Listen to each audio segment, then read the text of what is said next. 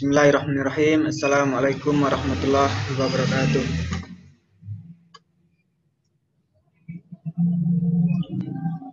Sebelumnya pada yang terhormat Bapak Taufik Siroj, SAG, MPD, selaku dosen matkul Ilmu Pendidikan Islam, dan tak lupa yang kami cintai, yang kami banggakan, yakni teman-teman yang berbahagia.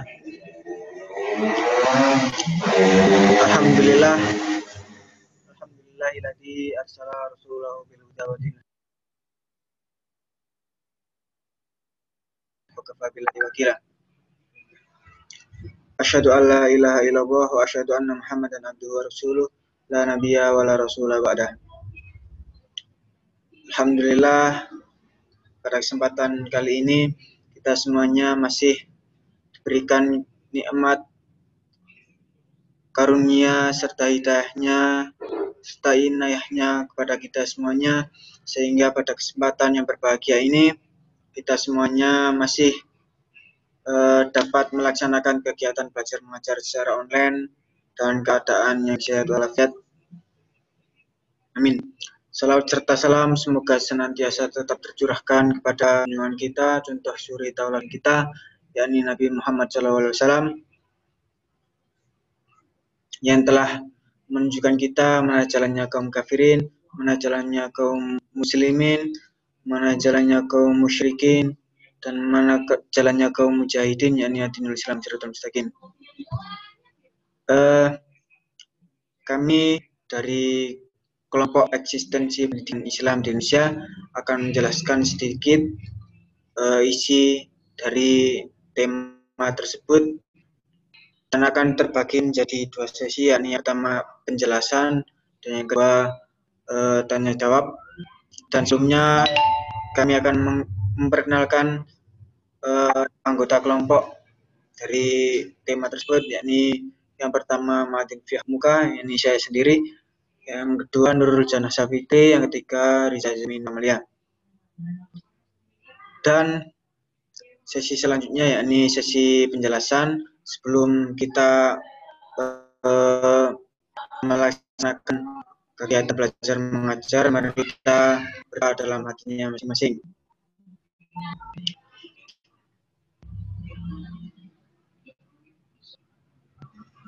Amin. Dan selanjutnya yakni penjelasan yang dijelaskan oleh anggota kelompok.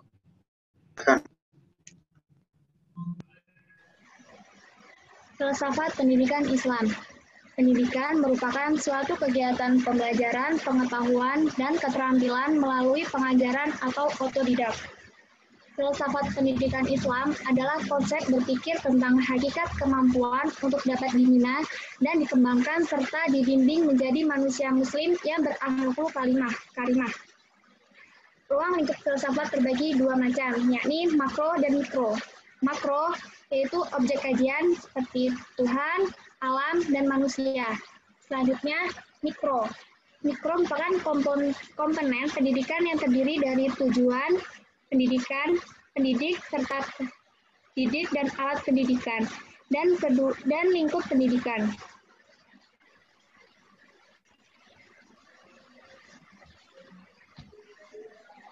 Selanjutnya ialah sejarah perkembangan pendidikan Islam di Indonesia. Yang pertama, pendidikan pada zaman Belanda. Pada saat penjajahan Belanda, pengajaran pendidikan agama Islam terbatas, dan mereka dengan mudah mengeluarkan peraturan-peraturan larangan. Bermula pada tahun 82 yang membentuk badan khusus untuk mengawasi keagamaan dan pendidikan Islam. Kemudian pada tahun 1805 mengeluarkan peraturan untuk membatasi dalam bidang mengajar dan menjadi seorang guru. Bahkan harus mendapatkan izin terlebih dahulu kepada mereka jika ingin melakukannya. Yang kedua, pendidikan zaman Jepang. Jepang mulai menguasai Indonesia sejak tahun 1942 dan memanfaatkan Indonesia dengan menunjukkan sikap membela keislaman seperti mengeluarkan kebijakan-kebijakan tentang perkembangan pendidikan Islam dan pembebasan dalam melaksanakan praktik agama. Padahal kenyataannya Jepang hanya untuk kepentingan Perang Dunia Kedua. Selanjutnya, seorang ulama Kiai Haji Ahmad Dahlan dan santrinya menolak kepercayaan animisme untuk mengikuti upacara jam 7 menghadap kota Tokyo dengan tujuan menghormati Kaisar Jepang yang mereka anggap keturunan Dewa Matahari. Dampak positif dari penjajahan Jepang yang ingin mewujudkan sifat nasionalisme adalah tumbuhnya rasa semangat pribumi anti Belanda. Yang ketiga, pendidikan pada zaman kemerdekaan. Perkembangan pendidikan Islam saat periode Orde Lama pemerintah mulai mengeluarkan kebijakan seperti memberikan penghargaan tinggi bagi pendidikan agama Islam dan memajukan dunia pendidikan dan pengajaran di langgar dan madrasah. Menurut pemerintah, pendidikan madrasah dan pesantren dianggap sebagai sumber pendidikan yang mencerdaskan rakyat Indonesia. Tak hanya itu, pendidikan Islam dan sekolah umum mulai diatur secara resmi oleh Menteri Agama dan Pendidikan. Selanjutnya, saat Orde Baru, yaitu setelah pemberontakan PKI, pemerintah mengembalikan kembali peraturan Undang-Undang Dasar dan menjadikan kehidupan yang baik di dunia dan akhirat.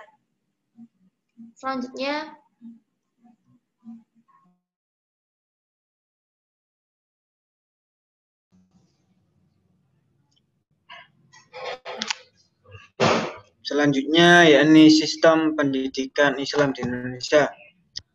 Pendidikan yang tidak hanya berfokus pada konteks keislaman atau inward looking, tapi juga berorientasi dan mengakomodasi kebutuhan nasional dan global. Salah satu kajian terbaru dalam wacana pendidikan Islam saat ini ialah pendidikan multikultural, yakni suatu sistem pendidikan yang menekankan pentingnya menghargai berbagi kemajuan yang ada. Terdapat dua alasan utama dilaksanakannya pendidikan multikultural di Indonesia, yakni pertama, adanya kemajuan budaya, etnisitas, paham dan religi terdapat dalam masyarakat, dan kedua, kecenderungan tujuh tatanan masyarakat masa depan dengan cirinya yakni era globalisasi. Selanjutnya,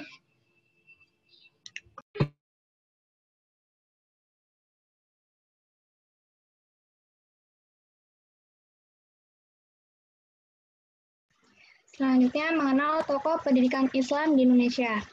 Pertama, Kiai Haji Ahmad Dahlan, kedua, Kiai Haji Hasyim Asy'ari, ketiga, Haji Umar Said Cokro Aminoto, dan yang terakhir, Haji Abdul Malik Kalim Amrullah. Kiai Haji Ahmad Dahlan. Kiai Haji Ahmad Dahlan lahir di Kauman, Yogyakarta tahun 1868. Ia berasal dari keluarga yang terkenal alim dalam ilmu agamanya. Ayah seorang imam dan khotib Masjid Besar Keraton Yogyakarta, sementara ibunya seorang Aminah, putri Kiai Haji Ibrahim, yang pernah menjabat sebagai penghulu di Keraton Yogyakarta. Nama masa kecil beliau adalah Muhammad Darwis. Pada tahun 1909, Ahmad Dahlan pernah menjadi anggota Budi Utomo. Selain itu juga pernah masuk Jamiat Al-Khair dan Syarikat Islam. Dakwah yang dilakukan Ahmad Dahlan pun semakin meluas dengan dukungan berbagai pihak. Ahmad Dahlan pada tahun 1912, tanggal 18 November, mulai mendirikan Muhammadiyah.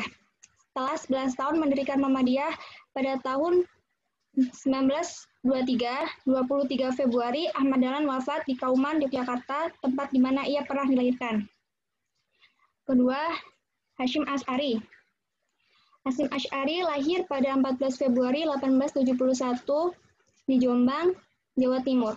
Beliau adalah anak ketiga dari 10 bersaudara.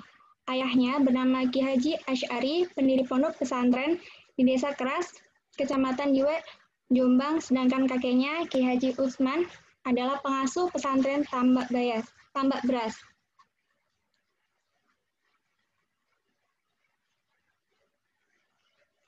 Kiai Haji Hasyim Asy'ari pernah menjabat sebagai Ketua Umum MIAI, Majelis Islam ala Indonesia, dan Ketua Dewan Syuro Masyumi.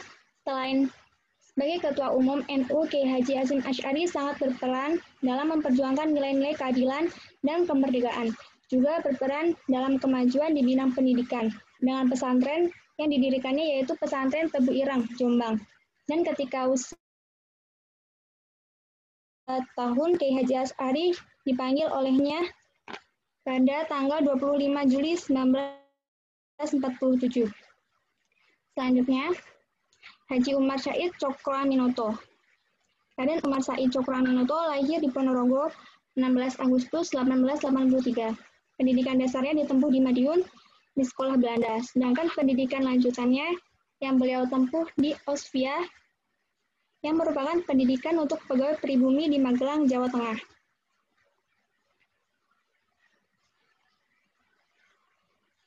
Selanjutnya, Haji Abdul Malik Kalim Amrullah. Akrab dipanggil Buya Hamka. Lahir di Minanjau, Sumatera Barat pada hari Senin 16 Februari 1908. Putra dari Haji Abdul Karim Amrullah, Hamka pernah dipenjara dan selama dalam penjara beliau menyusun sebuah karya yang monumental tafsir Al-Azhar 30 juz.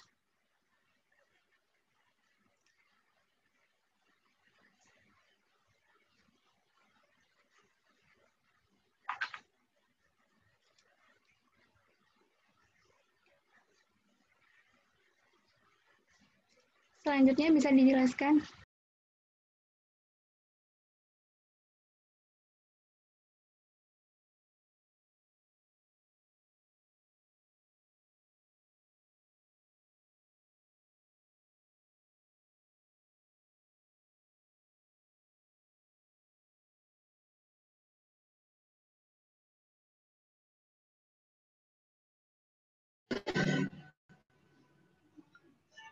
Aku toh.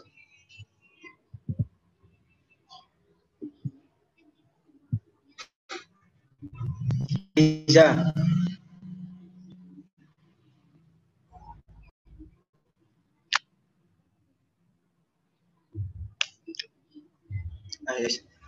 Organisasi keagamaan dan pendidikan Islam. Yang pertama Muhammadiyah. Muhammadiyah yang didirikan oleh Kiai Haji Ahmad Dahlan pada tanggal 18 November tahun 1912 di Yogyakarta.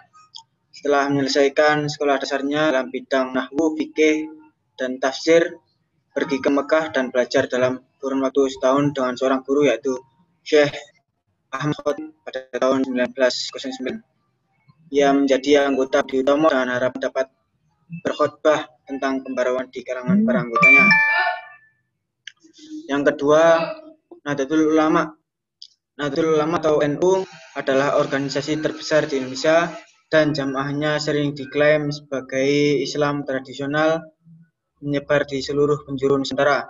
Pada tanggal 31 Januari 1926, sebuah kelompok kiai terkemuka yang terdiri atas 15 orang berkumpul di rumah Wahab Hasbuah tahun 1988 sampai 1971 di Kertopaten Surabaya. Setelah melalui diskusi, mereka memutuskan mendirikan NU untuk mewakili dan memperkokoh Islam tradisional di Hindia Belanda. Yang selanjutnya yakni Persyarikatan Ulama, sebuah organisasi yang bergerak dalam ekonomi dan pendidikan berhasil didirikan oleh Kiai Haji Abdul Halim pada tahun 1911. Diberi nama Ahdul Qulub. Organisasi ini bermaksud membantu anggota dalam persaingan perdagangan Cina sekaligus menghambat arus kapitalitas kolonial, tetapi organisasi ini tidak berlangsung lama karena dianggap memicu kerusuhan. Namun beliau tetap menjalankan kegiatannya meski tidak diberi nama resmi. Kemudian organisasi itu berganti nama menjadi Persyarikatan Ulama yang diakui secara hukum oleh pemerintah dengan bantuan AOS Cokroaminoto. Selanjutnya,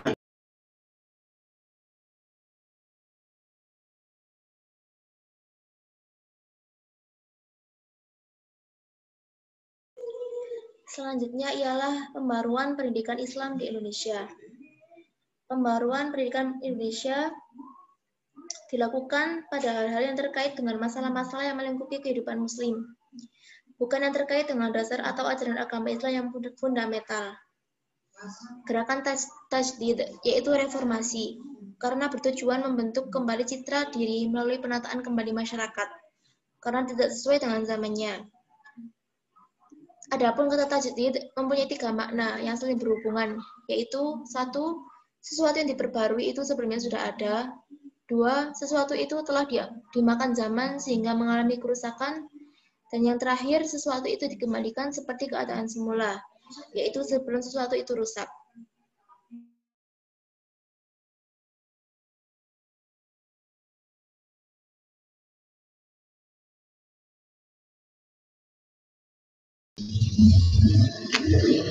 Dan itu tadi penjelasan dari kami, dari kelompok eksistensi pendidikan Islam.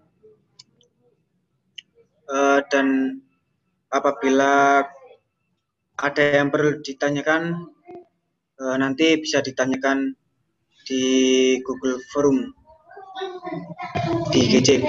Dan saya mewakili teman-teman dari kelompok saya meminta maaf apabila ada kesalahan kata maupun tingkah laku yang kurang berkenan di hati teman-teman sekalian.